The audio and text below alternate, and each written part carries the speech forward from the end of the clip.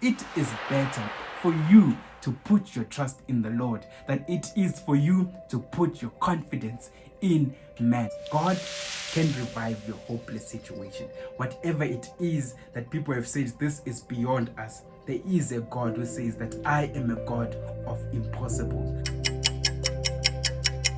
Greetings and welcome back to the channel, guys.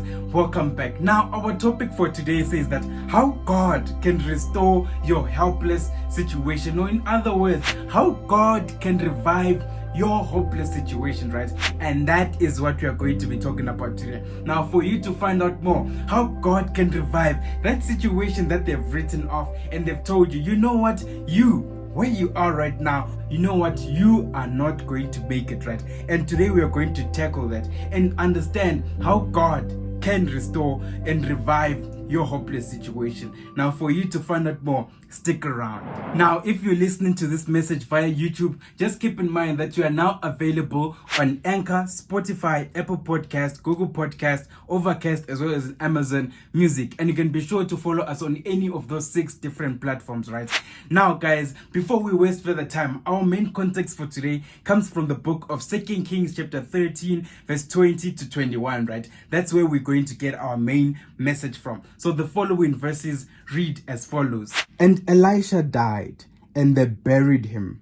And the bands of the Moabites invaded the land at the coming in of the year. 21. And it came to pass, as they were burying a man, that, behold, they spied a band of men, and they cast the man into the sepulchre of Elisha. And when the man was let down and touched the bones of Elisha, he revived and stood up on his feet. Now, as we just read, guys, the Bible then tells us that, you know what, when they put this man down. Now, guys, let's just give a brief summary of what was going on, right? So let's just take it a bit backwards, right? Let's just take just a little backwards. So when we are now reading in the Bible, and now these people, they are going to bury a man, right? And they're carrying this man and they're going to bury him, right? So now, as they are going to bury him, they meet a band of spies and a band of people who are coming in for war, right? And they see these people and they decide, you know what, let us run for our lives. So I'm just thinking from the top of my head, as they decide to do this, they start to run for their lives.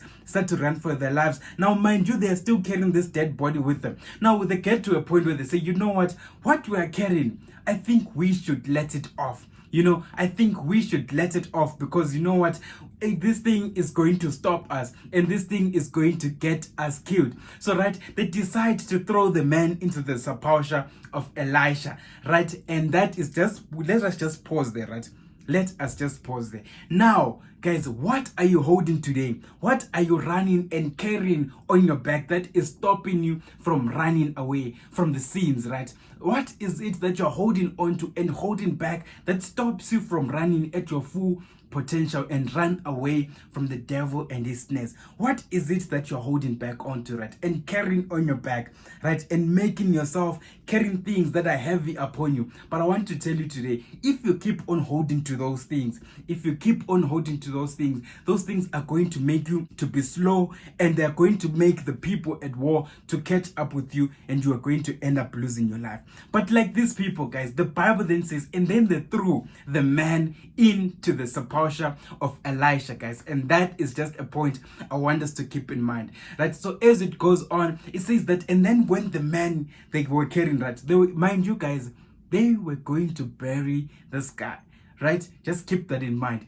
They were going to bury him. So when they get to this point, now he was already dead. So there was nothing that he could do. As the Bible records, it says that this man was already dead, right? So as they get to this point, you know what, he's already dead and all of that. And he's thinking to himself, he's not even thinking to himself anything because he's already dead, right? So as it goes further, the Bible says that as he went inside, and his bones touched the bones of Elisha. It says in the Bible, and then he revived, and then he stood up, and then he became a living soul. Now, another version, if you read in the New Living Translation, it says that when they threw him in, and his bones touched the bones of Elisha, the Bible records that, and then he jumped to his feet, guys. And that is just something I want us to keep in mind. What situation do you have today in your mind, or that what situation have they carried upon you and they say, you know what, as men, we cannot carry this situation anymore? What situation have caused men to throw you away and say, you know what, we are going to abandon you because we want to survive.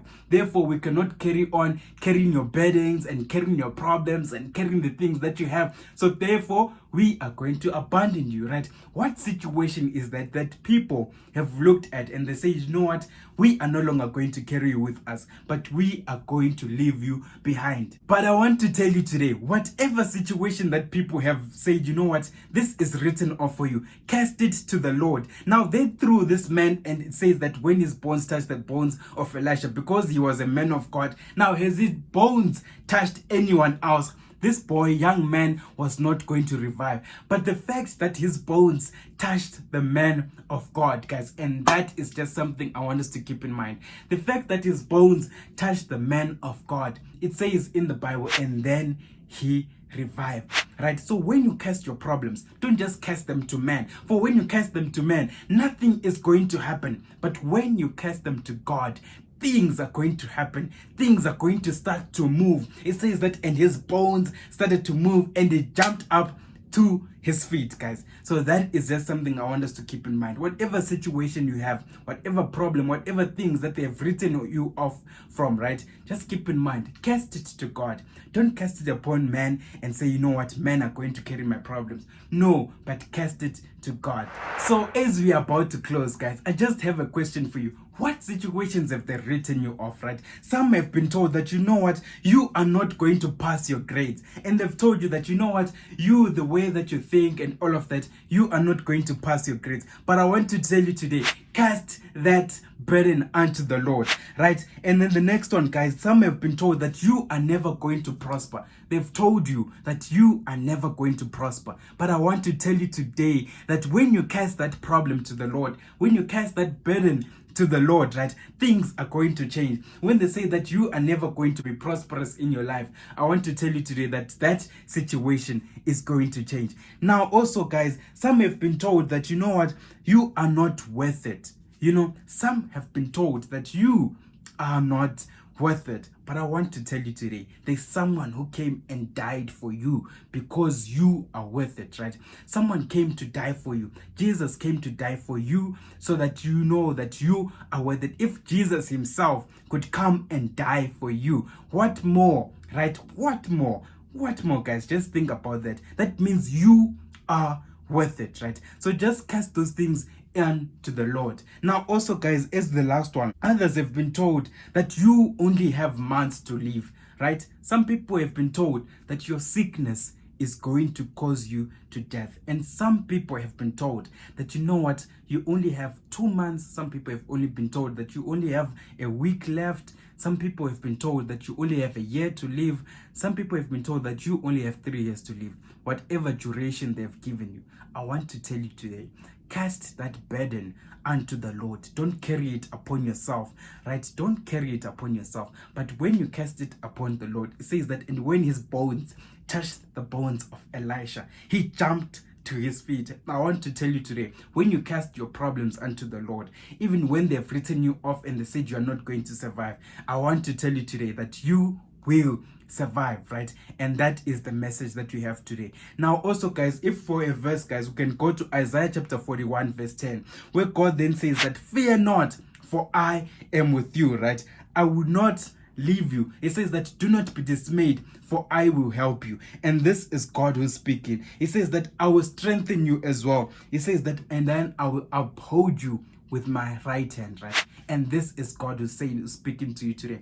Fear not, for I am with you, right? Whatever situation they've said, you know what, we are throwing you off board, right? When we are throwing you off board because your things are too heavy for us, God is saying, fear not, for I am with you. If you are new to the channel and perhaps you have not subscribed, subscribe and hit that notification bell so that you do not miss when a new video pops up, right? Now, in conclusion, guys, had the people carried on to carry the young man, they were surely going to bury him, right, had people continued to carry your problems and your burdens for you, they were surely going to bury you, right? So perhaps it was of an advantage that people abandoned you. Perhaps it was of an advantage that people rejected you and people let you to the side, right? Perhaps it was of an advantage for you so that you can solemnly rely on the Lord, right? So that you can only rely on the Lord, right? And that is the end of our message. So God, keep in mind, guys, God can revive your hopeless situation. Whatever it is that people have said, this is beyond us, there is a God who says that I am a God of impossibles. I am a God who says that nothing is impossible with me. Jesus, looking at them, it then says that with man this is impossible, but with God all things are possible, right? And that is the end of our message for today. Just keep in mind, God can revive your hopeless situation. I don't know what it is that people have written you off, but I want to tell you today that God can revive your situation. May God bless you. What things are you living by, right? The same things that you are using to live by today are the same things that you are going to cause your death.